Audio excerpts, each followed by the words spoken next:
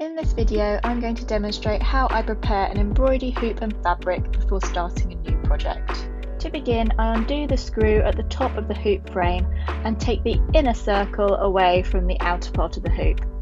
I then take my fabrics and I lay one on top of the other over the smaller hoop, and you've got two fabrics here with my beginner's embroidery kit, the lighter weight fabric being an interfacing and the top fabric being the pattern fabric.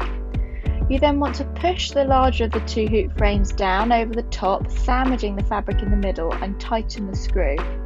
And I then work round the edge of the fabric, pulling and teasing it as much as I can to make sure that the tension is really tight. I then tighten the screw again, and then I test it to see what the fabric sounds like. You want to tap it and it should sound like a drum. For me, it's not quite tight enough, so I'm going to push the frame again and pull the fabric, making sure it's as tight as possible, and redo that screw at the top. Once you are happy that you've got a really good tension, that's your hoop ready to go.